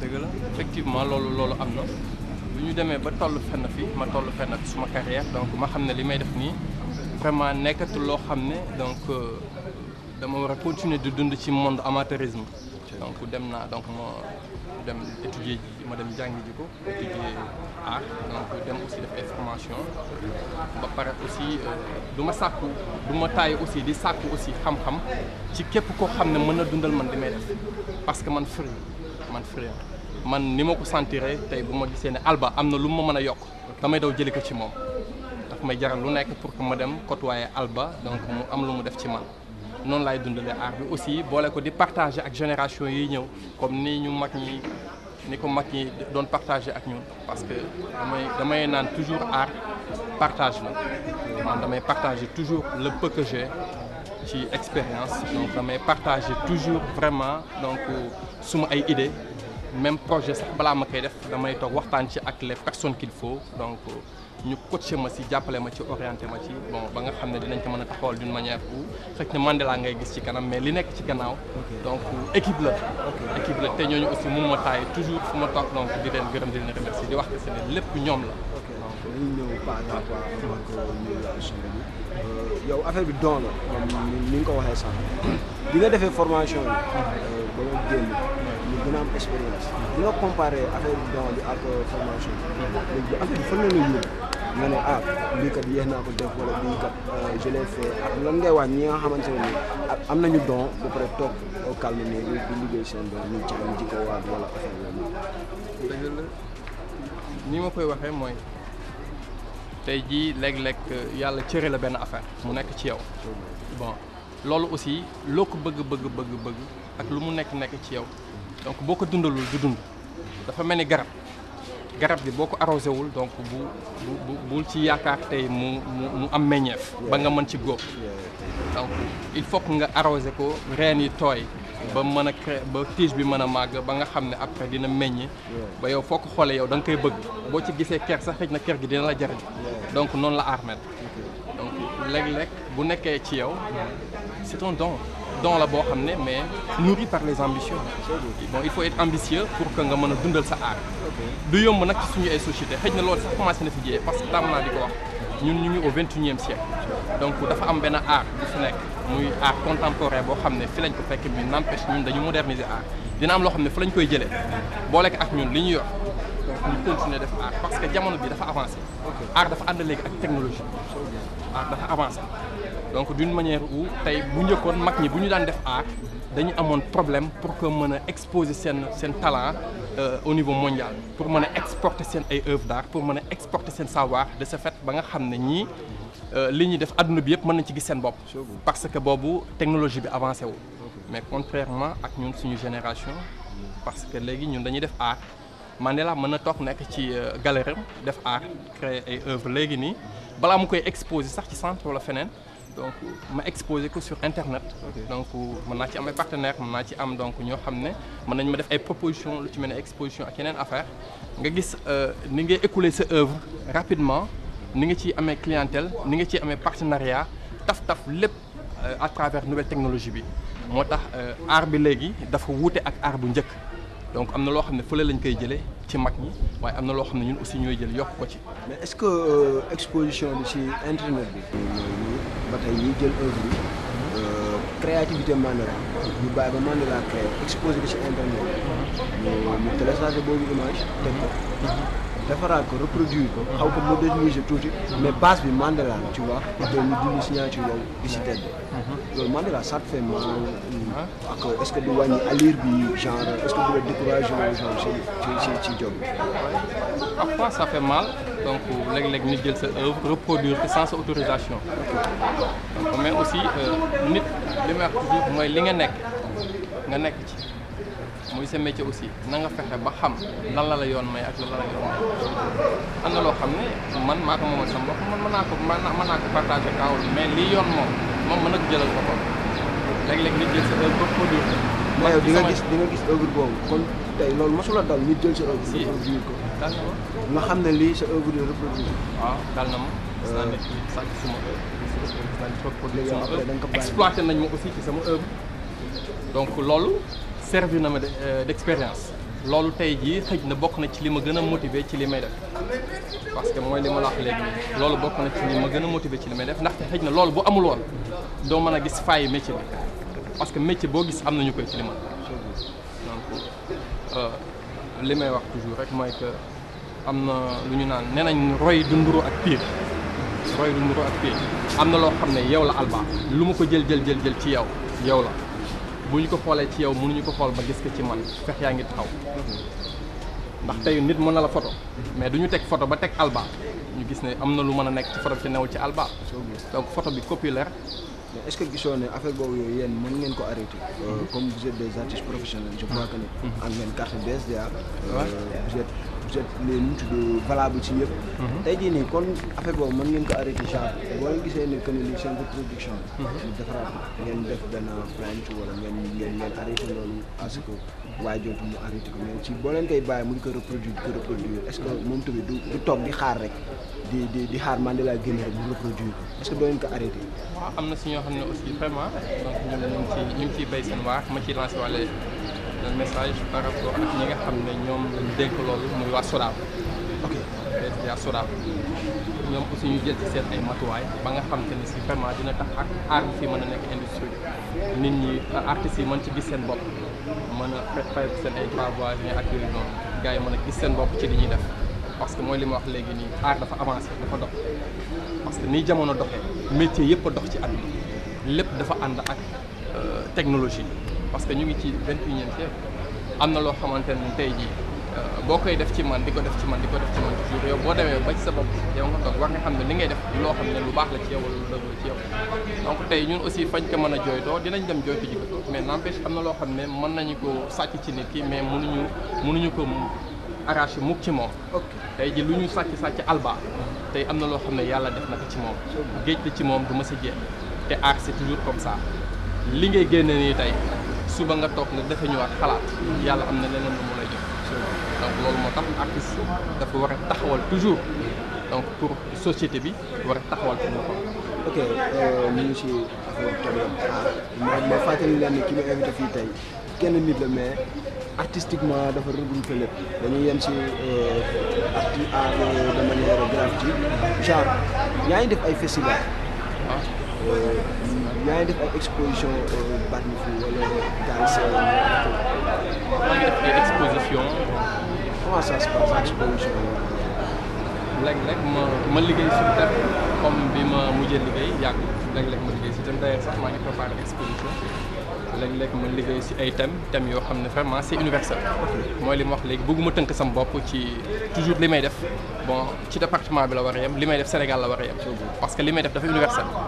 parfois may am objectif xam ne œuvre bu ma ko defee donc xam naa ne fi ma koy exposé du ci fii laa koy exposé à Bargny laa koy exposé wala à Tëngéej wala am naa cible mën naa taxaw sax ne ak œuvre bu ma ko defee donc dama ko bëgg a exposé ci benn musée bu nekk Chine d'une manière où yow yaa ngi jéem a exporter sa culture parce que tënkoo li ngay def li may def dama koy def pour keneen ku ko gis mu gis ci boppam dafa war a refléter fépp comprendre nga donc loolu moo tax li may def dama koy def pour que adduna bi yëpp mën ci gis seen bopp mooy li nga xam léegi dama généraliser en fait. ok ñu gis ne comme ni nga wax ni yaa ngi def ay exposition ci fépp universel est-ce que pare nga pour ak expérience bi nga am pare nga pour ay boy comme sama genre bi wala ñeneen ak ñeneen ñoo xamante ne bëgg nañ def loolu parce que nga encadré leen wala nga defal ñu atelier de formation boo xamante ne nii moom sax comme ni nga wax sànq di ñëw que ni da nga koy divertir fépp ñoo booy wasaare ko quoi est-ce que projet boobu mu ngi sa bopp pour def ay atelier de formation. d'ailleurs sax maa ngi koy def may naa ko fi yàggul def naa fi benn atelier de formation yàggul am na ñoo xam ne aussi dañuy ñëw ma jox leen cours defal leen ay cours donc defal leen ay atelier de formation ba nga xam te ne si après ñoom dinañ mën a jariñoo ci ñun li ñuy def dinañ ci mën a gis seen bopp ndaxte art bi fii lenn rek moo fi nekk kii lay jox cours aussi di la motiver ndaxte léeg-léeg talent bi dafay nekk nga gis nit mu am talent trop mais amul lu ko motiver parce que tellement que dañ koy société bi dañ koy dénigrer wala dañ koy sous-estimer wala dañ koy maanaam dafay dem ba moom du gis boppam ci nit ñi parce que am na ñoo xam ne fenn rek lañ tënk aar boo ñu ne kii lay def dessin wala kii comprendre nga boo mënee dessin rek dessin ak art c'est diamétralement opposé. Quelle est la différence? xam nga nekk dessinateur tax nga nekk artiste artiste c'est tout un ensemble artiste yi dama koy wax ci olof ma ne kii artiste c'est le protecteur le professeur un artiste doit être quelqu'un koo xam ne vraiment yow da nga war a nekk modèle ci société bi da nga war a nekk vraiment da nga war a nekk nu ma ko mën a waxee sax da nga war a nekk koo xam ne donc référence nga ci ñu bari porteur de voix donc war a nekk sauveur et aussi engagé wu aussi ci li ngay def parce que am na fooy toll ci sax aar lenn rek nga ci man def nga ciy war a def mooy di ci jaamu yàlla d'une manière yeesalaat rek moo fi nekk yeesalaat moo fi nekk ndax fii loo wax nit ñi wax nañ ko ba bàyyi loo def am na ñu ko def ba bàyyi donc li fi nekk mooy yeesalaat waaye aussi yeesalaat positivement. léegi ñu gis seen ay tableau d'art artistique quoi baay ak mère tey jii suñ ko gisee duñ comprendre kii lan la bëgg a wax genre ñu gis ne aussi travail bi c'est lourd maanaam mélange de couleurs yi nan ngeen di concentré woo si tableau d'art ak boo leen pare ndax day am charte graphique boo xamante ne nii day mën a wan ne man thème bi laa bëggoon a définir si tableau bi. waaw xam nga art ni nga koy génne ci yow léeg-léeg yàlla rek moo la ci jàppale parce que mën naa defar tableau mais man li may gis li nekk ci sama xel nekkagul d'abord ci tableau bi mën naa gis image boo xam ne yow mi dul artiste mënoo ko gis du ma gis mukk lu vide donc moo tax dañuy jéem a nekk ay ñoo xam ne ay visionnaire lañu ñu gis loo xam ne xëy na vraiment ñëwagul mooy jéem a participer ci yoo xam ne aussi ñëwagul def balaa muy ñëw man nga gis loo xam ne yow ñëwagul nga ne xaaral ma def alerte parce que lii bu ma toogee xool nii tableau bi li ci nekk nii war naa mën a def alerte balaa lii di ñëw mooy li ma la wax léegi nit ci engagement bi parce que dina toll foo xam ne yeesalaat boobu ak njaamu yàlla rek lay doon. da nga ciy njaamu yàlla concentration bi si tableau bi boo leen di liggéey da ngeen di tëju concentré wu wala lu leen déconcentré day yomb wala. parce que on voit pas mal de couleurs affaire yi xaw a jaxasoo si biir tableau bi genre concentration bi nan lay dem. waaw comme looy xalaat looy préparé ci sa bopp parce que aussi balaa ngay def dara war nga xalaat man ci thème bii laa war a liggéey dafa am solo parce que fii liñ fi mën a boo fi nekkee fii en Afrique lii la mën a inspiré bari na parce que saa boo yeewoo gis ay problème saa boo yeewoo gis société bi ni muy doxee toujours yaa ngi gis loo exposé ñun fii mënoo fi nekk artiste te doo am lenn looy génne bu fekkee tu es un musicien donc am na li nga war a way bari na bu fekkee da ngay def sculpture li nga war a sculpter bari na donc li nga mën a exposer fii nous on est riche culturellement donc am na loo xam ne fii rek la am en Afrique fii rek nga koy gis am na loo xam ne fii lañ ko mën a béyee ñun am nañu or am nañu uranium am nañu pétrole am nañu gaz am nañu lu ñu am dafa bari donc loolu lépp bokk na ci loo xam ne ñun dañ ko war di fësal dañu war di ko taaral dañu war di ko mbugoo dañu war di ko wane toujours xam ne ñun lii mooy suñu richesse am na loo xam ne mënuñu ko jéggaane ji mukk mënuñu ko jéggaane donc li ñu moom mooy nañ ko xam ñun ñu fonk ko ñu jël ko ñu exposé ko ku ñëw nag nga naaw ñu ci parce que am na loo xam ne mën nga dem jéggaane ji ko mais du bokk mukk ak li nga fi bàyyi te bés boo wàccee sa ànd boo dem na nga koy fekk bokk mu topp si. ñu gis ne comme ni nga waxee thème yi dangeen di yeew gis ay problème comme tu l'as dit mais diggu bi nga wax ay solution est-ce que seen ay tableau di ngeen ci créé waaye ay solution nga ne problème yi ñoo nekk ni si tableau bi solution yi ñoo nekk ni comme porteur de voix. def naa ko récemment yàgg parce que nous vivons ça fii à Paris parce que am na lu ñu naan centrale à charbon bon mu ngi fii di polluer am indi fa ay problèmes yu bari donc il faut être engagé pour tudd lool donc li ñuy def dañ ci jaamu yàlla donc d'une manière où tey bu ñu ko waxul kan moo koy wax ndaxte tey bu ma gisee loo xam ne tey mën na indi safaan ma wasu ci wax parce que tey bu ma demee ba mën a wax waa Bargny tax ma mën a wax bu ma demee ba xàmmee ràññee donc xëj na lépp ñoom la kon tey am na loo xam ne du ma toog nit na ma defal li damay xam man lan mooy sama devoir ci société bi ma def ko lan moom wax ci askan bi man ma def ko donc def naa fi benn œuvre récemment ci pour ne pas citer moom ci télé bi ma ko defee ci centrale à charbon bi donc juste pour alerter pour wax que ne pollution bi doy na nañ ñu dimbali te xam ne nit lu mu mën a am ci àdduna ak lu mu xalaat am ak lu mu xalaat wuti ji donc bu amul santé mënu ko am donc santé moo jiitu lépp nañ ñu jàppale ci loolu nga xam te ni c'est vraiment bon loolu kese la engagement bi loolu kese la. lan ngay wax population Bargny ak développement art bi ngay def pour ñu gën ko mën a xam lan nga leen di wax dina ñëw tracé. man képp kuy artiste fii am naa ak yow relation yu baax ak relation yu rafet parce que man tëjuma sama bopp ci li may def man free comme ni ma la ko waxee ñëpp am naa ak ñoom ay relation yu nice donc parce que art lenn rek la li ma la wax léegi mooy dañ ko wax di partage toujours di ko yeesalaat donc moo tax ñëpp am naa ak ñoom relation yu nice te ñëpp aussi vraiment ku ma taxaw woo ma ci projet ma ñëw liggéey ci ak yow projet tam bu ma ko defee ku ma sentir ne war naa ci mën a liggéey xew man ma woo la nga ñëw ñu liggéey ci. ku ñëw na ak volonté ku ñëw ak volonté ma accueillir donc ma toog waxtaan ak moom ñu def échange lu ma ko mën a apporter ma defal ko moom aussi lu mu ma mën a jariñ moom mu defal ma ko. tu vois comme ni nga ko waxee sànq artiste nga boo xamante ne nii da nga free tu fais tout ce qui est art xam nga dañuy génne. parce que environnement boobu laa xam. moom laa fowe moom laa màgg ci loolu lañ ma yar donc man defuma leneen lu dul art ci sama adduna tout lépp lu nga xam te ne c'est de l'art daf may dundal soit la musique poésie leneen ak leneen lépp dama ciy fox damay bàyyi suma xel mu dem comme picc fu ma yóbbu ma dem mais naa fexe ba man sama bopp ma jariñ sama société naa fexe ba nekk modèle ci sama société naa fexe ba am image bu nga xamante ne si tey génération yi ñëw dinañ ne ah grand bi kat lii mën nañ ko jël ci moom grand bi kat lii mën nañ ko partager ak moom donc loolu rek laay xaar fi mu ne nii loolu mooy yeesalaat bi ma lay wax léegi. ok kon tey jii man maay doon sa picc maa lay yóbbu fi mu ne. tey jii nag fi ma lay yóbbu mooy côté boo xamante ne nii dafa xaw a daa fii au niveau de la localité. au niveau du département muy Salam. jeunes yi suivre ñu muy Salam loo xamante ne nii day éveiller ay affaires yu garaaw. tu vois des fois ñu koy suivre ne rab bi xaw ma di ko ëpp doole xaw ma jeunes yi tendance bi quel est le problème Salam ba amul fi benn impact wala mu ngi am impact ñoo ko découvrir. xam nga Salam aussi dafa nekk musique boo xam ne musique bu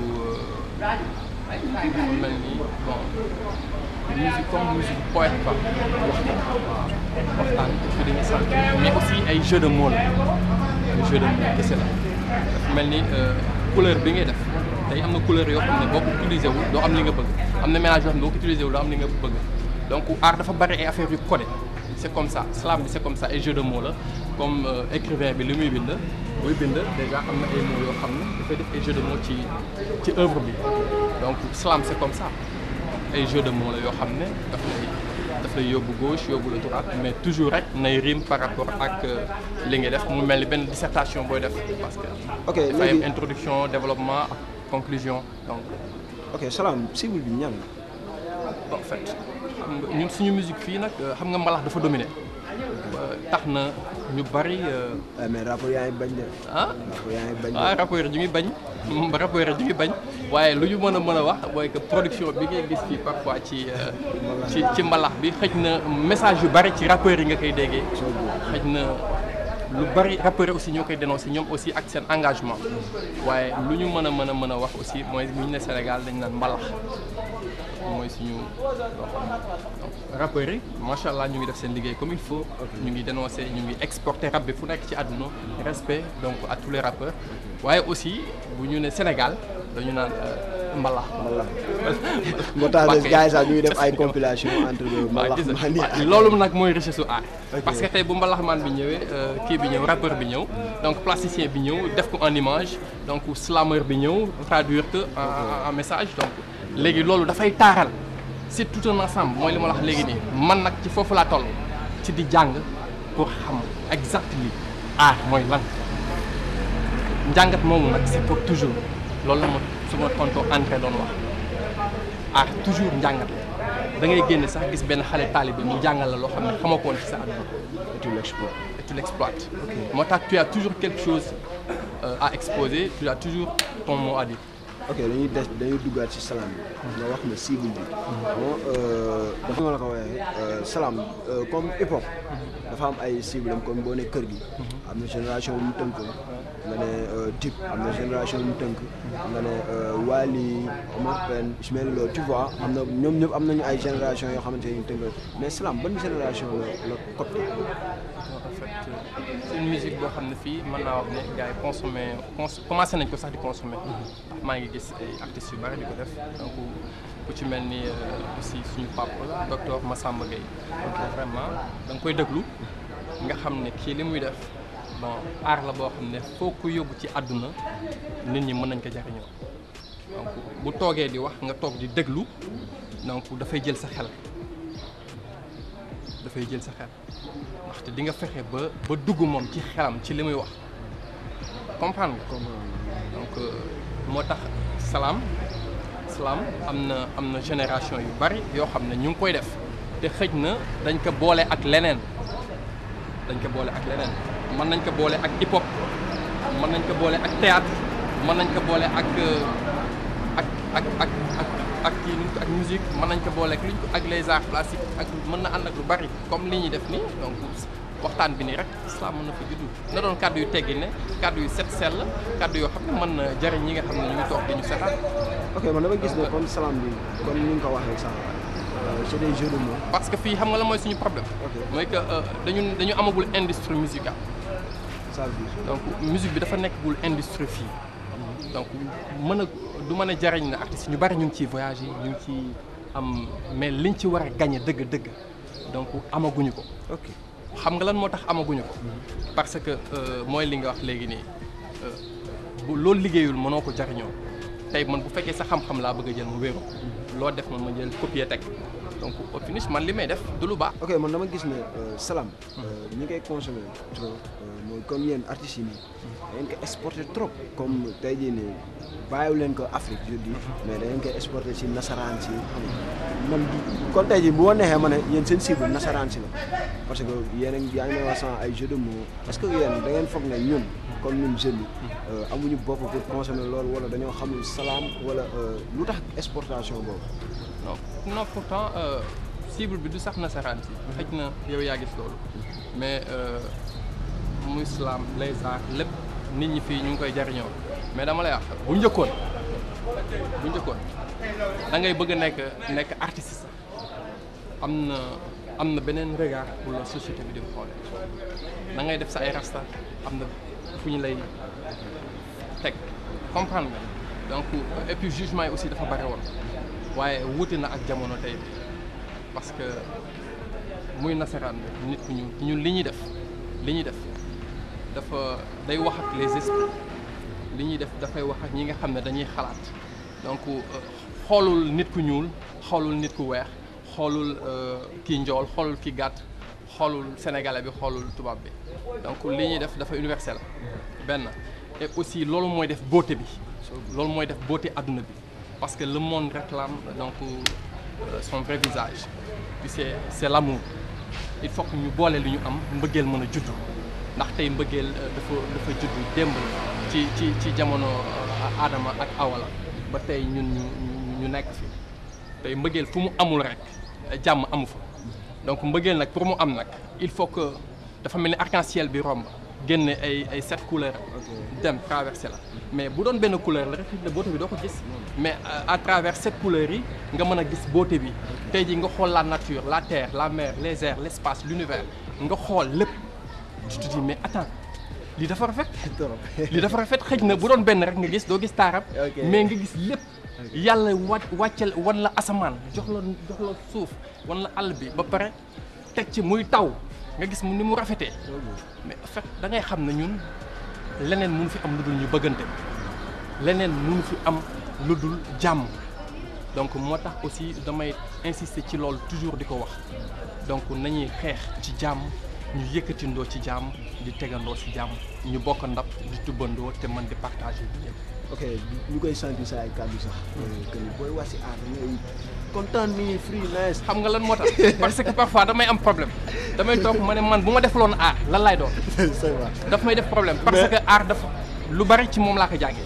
am na loo xam ne bon jàng naa ko école mais am na loo xam ne ci biir aar laa ko découvrir ci biir aar laa xamee ne donc ñun dañu war a bokk ndey bokk bàyyi ndax aar daf ma boole nit ku nekk aar daf ma introduire fu nekk aar daf ma dugal ci monde boo xam ne tey mënuma ko fay donc man bokkuma ci ñi naan l'art ne nourrit pas son homme man lu ma am sutura si yàlla donc xëj na ci aar laa jafandu et di ci sant suñu borom toujours donc di ci gën a am yaakaar aussi. léegi dañuy delluwaat ndax bu ñuy wax si salaam wala ñuy wax si affaire de peintre dañuy regroupé yëpp boole leen mooy comme ni ngay wax sànq dañuy boole mais damay ñëwaat si salaam lan moo la dugal si salaam ak kan nga gis ni kan mooy sa référence si salaam. bon en fait toog naa di déglu Kerry James lu bari nag yàgg na di ko déglu lu bari ci slam bokk na ci li ma gën a poussé aussi am na ñu ko jiitu avant mais xëj na jamono dafay dox man dem naa ba ko déglu ko ci lu bari après dama xam ne li may def aussi war naa mën a gën a yeesalaat parce que tey à travers les expositions nga nekk ci vernissage nit ku nekk ñëw ne la man dama bëgg nga wax ma tableau bi lan nga ciy wax donc ma tàmm aussi di bind ay textes tableau bi loo ciy wax donc ma wax la tableau bi li ma ciy wax léegi nag répétition boobu dafa dem dafa ma xawoon a sonal parce que mënoo 1000 personnes ñëw ci sa exposition tout le temps ñiy fekkewul vernissage bi nga war a mën a toujours di décortiquer tableau te léeg-léeg nit ñëw gis si loo xam ne sax yow mi ko def doo ko gis donc man bi ma loolu inspiré à un moment donné ma toog laaxu ànd ci liggéey ci ak ay ñoo xam ne ay professionnels lañu ci domaine boobu ñu coaché ma ci orienté ma ci ba nga xam ne tey man fu sama tableau sax nekkul mën naa fa décortiquer sama tableau mooy li ma la wax léegi mu ne la l'œuvre c'est toi. ok donc am na foo xam ne tableau bi mën na fa nekk nga waxtaan ci ak nit ñi mais am na foo xam ne tableau du fa nekk donc moo tax l'œuvre c'est toi moo tax ma ne la art c'est tout un ensemble pour être artiste nag doo tënk sa bopp ci fii laa waree parce que mënoo ñëw di reproduire œuvre rek teg pare te xamoo œuvre bi la lay wax mënoo ñëw defar tableau ba pare te mënoo def documentation bi mënoo ñëw def tableau ba pare doo xam cible am fan nga war a écouler sa œuvre mënoo ñëw def tableau ba pare te doo xam œuvre bi sensam lan la te boo paree œuvre bi doo xam objectif principal bi c'est quoi loolu moo tax nag balaa nga koy def déjà yow mûrir nga ko togg nga ko nekk na ci yow ba pare da ngay mel ni ku nekk en état léegi nag boo ko génnul doo nekk léegi boo ko génnee nag après daf lay libérer da ngay libéré wu léeg-léeg ma am lu ma inspiré ma bind wala ma def croquis toog léeg-léeg am lu ma inspiré ma bind def croquis mais bu ma ko génnul day nekk toujours ci sama bopp. ok léegi nag je préfère nag man ma génne ko exposé ko. ok comme ni nga wax sànq day nekk sa main. mais ñu gis ne yaa ngi mélangé ay différentes affaires. salaam peintre affaire yooyu noonu. est-ce que d'une part comme gars yi am na ñoo xamante ne dañuy ñëw rek focaliser wu si lii concentré wu si main est-ce que doo gis ne d'une part doo jékki saa yi toog nii xaw a kaayis nii est-ce que sax main du jékki saa yi nga toog ne man xamatuma sax lan laay def jékki saa yi jaxasoo mélanger tout. man damay toog bu may liggéey teg samay tableau di waxtaan ak samay tableau parce que man bu ma amee problème bu ma liggéeyul du ma nekk bu ma kontaanee damay am envie génn ki ci tableau donc xam nga dama passionné ci li may def déjà mën naa toog di waxtaan ak sama tableau. kon yaa ngi commencé lii de. waaw mais garaawul na mayen bi tukki. na mayen bi tukki amul problème mais li ma ci bëgg rek. li ma ci bëgg a wax rek mooy que daf may dundal man avant tout. ok ndax nit loo gëmul mënoo ko def man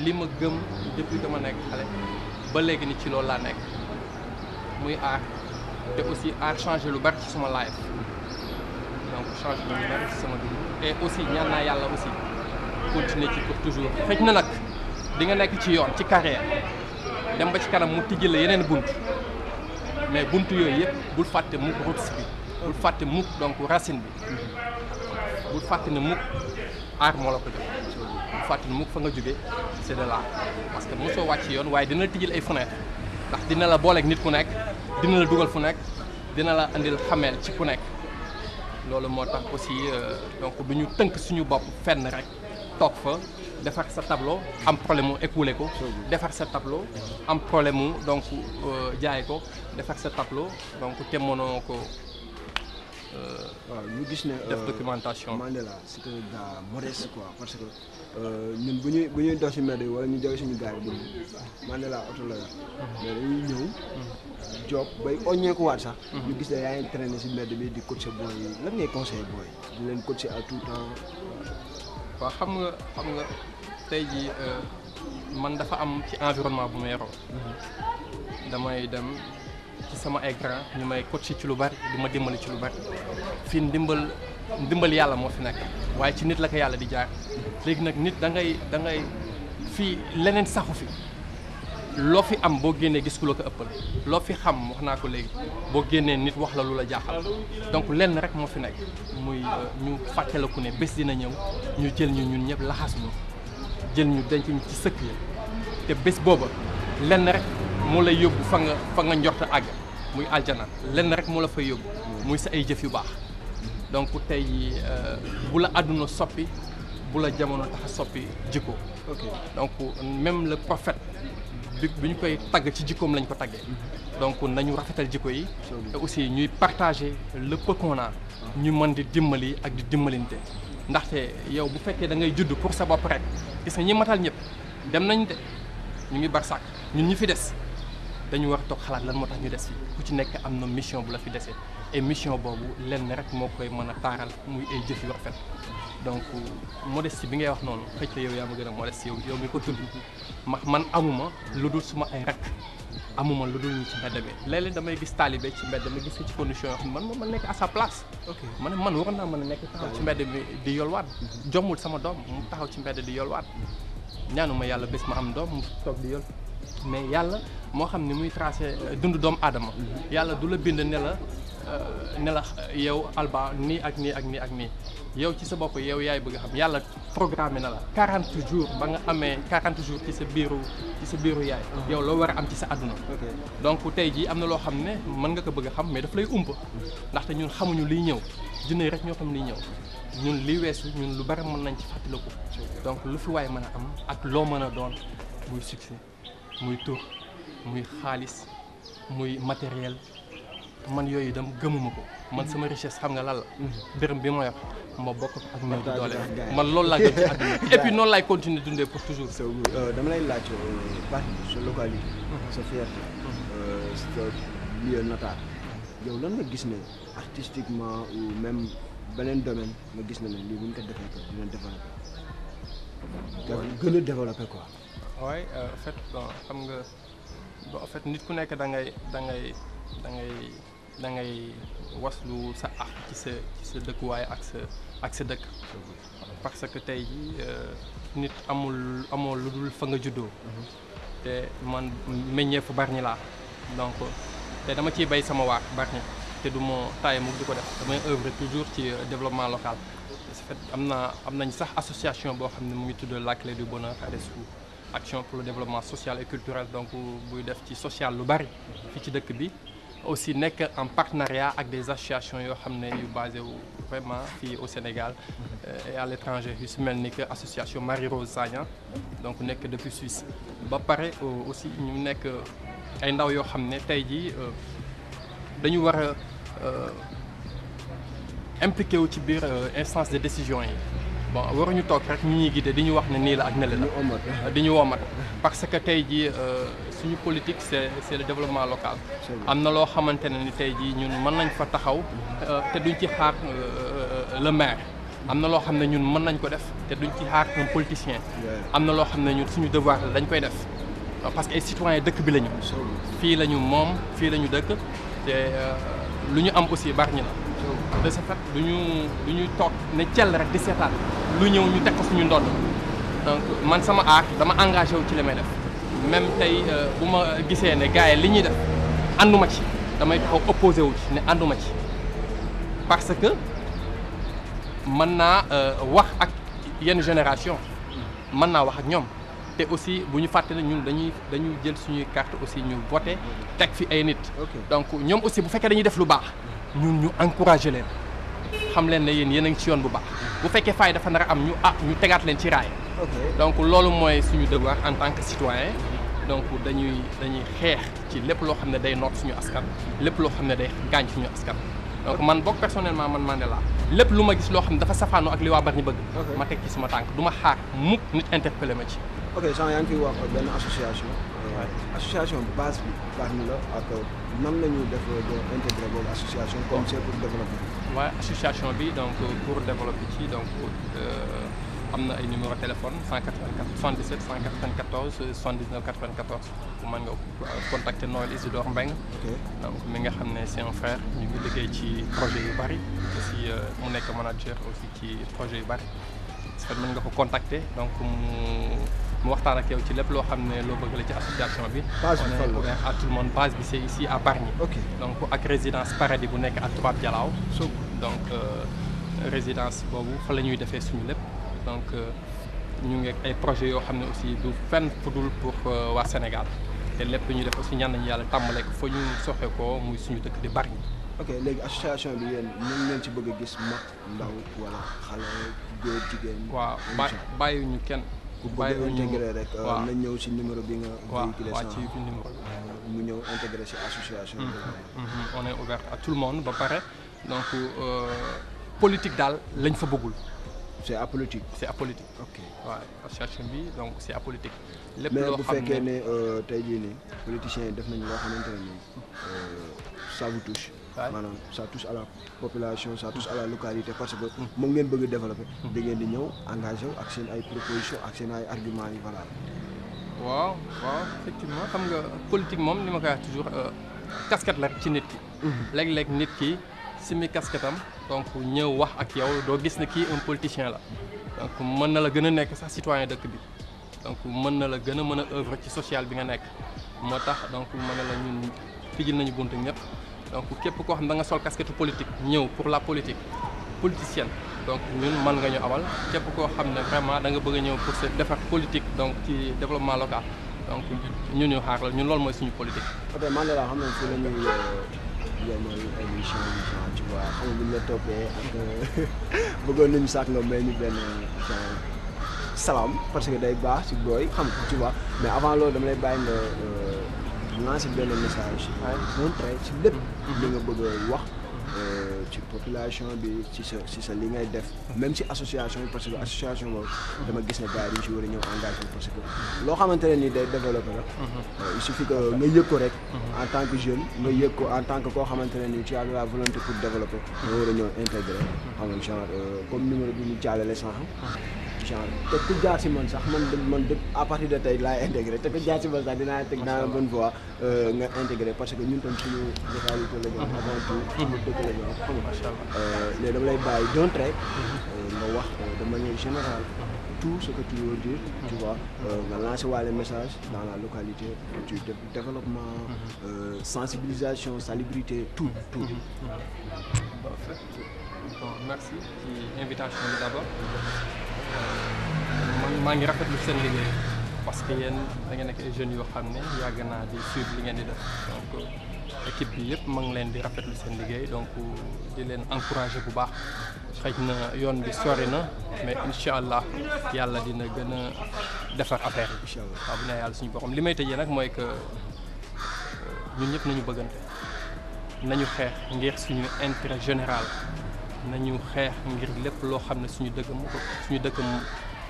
dëkk moo ko bëgg ñu bàyyi loo xam ne intérêt personnel la donc nañu boole suñu ay xol nañu yéenante jàmm ñu xam ne fii dara saxu fi lu fi waay mën a am rek donc fii lay des aussi di wasluwaat ñëpp ak bu fekkee kàddu yi am na loo xam ne dafa vraiment xaw a wàcc yoon ay nit kese lañu suñu ak matadi la waaye aussi maa ngi remercier ñi nga xam ne ñoom la àndal muy sama frère yi donc en commençant par Noël donc ñoom ñëpp maa ngi leen di remercier vraiment ci taxawaay bi di wax que si ne ñu ngi préparer aussi un projet boo xam ne fii laa koy njëkk a waxee muy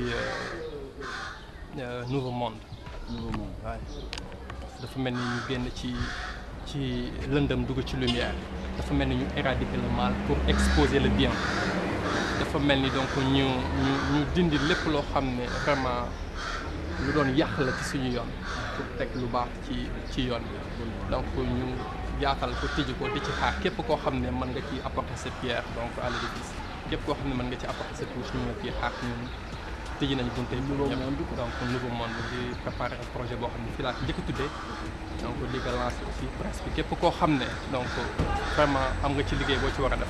association bi pare nañu non man en tant que Mandela artiste donc benn exposition la bu may waaj a def. ok donc waaw di inviter tout le monde képp koo xam ne bëgg na ko découvrir donc mu contacter ñu ci numéro bi ma wax sànq. mën nga ko wax waaw mën na ñëw ñu muy 77 194 79 94. ok ñu ñëw ñu def ci donc luñ ci war a def liggéey bi tàmbali na incha allah mu ne yàlla suñu. looy tàggatoo. pour tëj damay vraiment lancer un message à tout le monde di leen wax que si ne dëkk bu nekk ñëpp a dëkk ñoo ko war a taaral. donc ñu fexe donc xeex lépp loo xam ne dafay yàq suñu dëkk ñu wàññi vraiment saleté bi bari na ndox yi taa ñu fexe jug ci mbalit yi ñuy sànni ci mbedd yi. donc di sensibiliser dëkk bi yëpp pour ñu jóg xam ne environnement la ñu am tey jii ñun nature bi moo ñu war a dundal et donc nañu xeex pour éradiquer lépp loo xam ne luy yàqal dëkk bi la ak luy tilimal dëkk bi ñu fexe ba taaral suñu dëkk ba ku ñu xool donc naw ñu ku ñu dégg aussi donc naw ñu par rapport ak li nga xam ne moo am fii suñu dëkk. ok léegi avant que ñu lay libéré genre dañuy defal benn affaire moo xam dañuy salaam wala en tant que artiste tu vois dañuy defal salaam wala dañuy fiy bàyyil salaam tu préfères quoi. bon en fait tableau laa fi bàyyi tableau boo xam ne dafay wax ci nit ak nit. nit ak nit donc tableau bi day wax ci nit ak nit donc ñun ñëpp dañ ciy gis suñu bopp. juste pour wax que ne nañuy rafetal suñuy jëf ok tax ma bàyyi leen tableau bi di nit ak nit. ok xam nga tableau bi kon dañ koy use déglu ko bàyyi booy ñu déglu ko ku ma ne ma partagé ko nag du ma ko partagé wala. non mën nga partagé c'est partagé. c'est pour nit ak nit yi mais am na si ñoo xamante ne moom du ma leen ko caw genre. ni lay demee di la rafetlu si ni nga accepté invitation bi xam nga di la jaajëfal si job bi ngay def gis nañ ko bu baax di la remercier aussi si modestie bi genre fu ñu dajee yaa ngi taxaw ak gars yi di leen encourager di leen wax yoon wi fii la teggil sa tànk fii genre di la rafetlu di la ñaanal li sa kanam bon vent quoi grand te ñu ngi sa gannaaw xam nga di cueillir information bu yu palpable. walla jaajëf jaajëf noonu la demee Bargny noonu la demee Sénégal One Love c'était l'émission Def Art di leen doon déggee beneen yoon ci seen beneen émission ak Alba Malick KDS mooy loolu jaajëf. Parfois on se dit c'est trop difficile de se battre et au fond il y a comme une petite voix qui te dit tu n'as pas le droit de baisser les bras, il faut te ressaisir, va faire un tour et respire un grand coup. Xoolal si kii la bëgg, xoolal si kii la bëgg, xoolal si kii la bëgg. Une porte ouverte sur un autre monde, une vision neuve de notre existence. Une découverte à chaque seconde, un univers d'une haute importance. Se faufiler à travers l'ouverture, se laisser guider sans plus de réflexion. Le lieu n'inspire pas de demi-mesure, chaque pas est une nouvelle création. On ne connaît rien de ce qui nous vient, on est libéré de ce qui n'est plus à nous seuls. Le moment appartient, cette histoire n'a jamais été lue. L'espace est immense et sans frontières. L'imagination y a toute latitude. La confiance entre tel un courant d'air s'envole. Alors, nos fausses certitudes, le rêve peut enfin prendre forme. Notre esprit n'a plus aucune limite. Ce que l'on veut, rien ne le déforme. Si qu'on est ici, c'est parce qu'on n'a pas abandonné. C'est ainsi qu'on crée notre chemin, qu'on le jalon de bénédiction en un instant. Se prendre par la main et passer par la porte sans une hésitation. Nit ak nitam. Ramatu bi naaw sawul tànk ya xam fa mu jëm du jargoñu koy tere àgg dëkkam ndax xamee na tàggam waxu biir génne na ne faax ba ci digg penc mi waral ma génne xaluwa jël sama xalima xaatim si àlluwa mbedd ak taalibe ma defar booba démb la guddi na selaw tekk du ay gént xalaat yu bees faax fees ba noppi am taxawaayu ileer toolu duniya ñàkk tàmbale ñu doon ëlëm naam xëy jot naam foo ñu ngoonal si naaj fanaanal ci lëndëm lu yàlla bind ci kaw suuf nit a ko gënal mbindeefam nit xañ boppam ba noppi bañ bokkam ñàkk gëm boppam ba mujj nàmm paakam jëm ci waayam jant guddi tax ma yàgg si tooke say pexe mooy gisoon ma ci yoonu toroxte doonoon nekk sa mbégte